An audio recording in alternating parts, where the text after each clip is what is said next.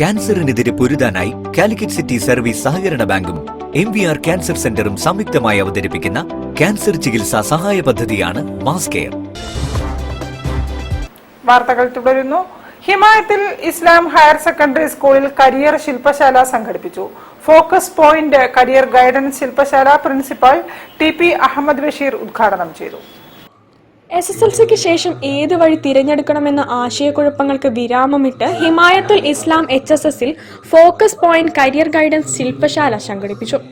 സ്കൂളിലെ കരിയർ ക്ലബിന്റെ ആഭിമുഖ്യത്തിൽ നടന്ന programme principal TP Muhammad Basheer ഉദ്ഘാടനം ചെയ്തു.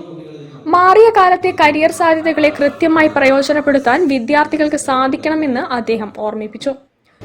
Career guidance and adolescent counselling എന്ന് പറയുന്ന ഹയർ സെക്കൻഡറി ഡിപ്പാർട്ട്മെന്റിലെ ഹിമായത്തിന്റെ സെല്ലിൽ അതിന്റെ പ്രവർത്തനങ്ങളൊക്കെ തന്നെ നിയന്ത്രിക്കുന്ന ഖാദർ സാർ, നമ്മുടെ എന്ത് കാര്യങ്ങൾ പറയുമ്പോഴും നമ്മളോടൊപ്പം നിൽക്കുന്ന മദർ PTA അംഗങ്ങളുണ്ട്. അതോടൊപ്പം മദർ PTA പ്രതിനിധി school PTA president O Naushad ചടങ്ങിൽ അധ്യക്ഷത വഹിച്ചു.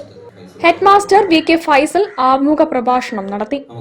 പ്രമുഖ കരിയർ ഗൈഡ് അബ്ദുൽ ഖാദർ ശില്പശാലയ്ക്ക് നേതൃത്വം നൽകി.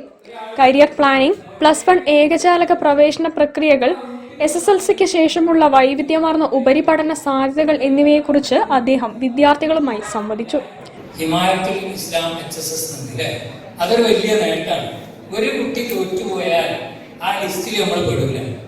അപ്പൊ അത് നമുക്ക് വലിയൊരു കിട്ടലാണ്. നമ്മുടെ ഹിമായത്ത് സ്കൂളിൽ ഈ വർഷം എല്ലാ ആളുകളും SSLCയിൽ പാസ്സായി.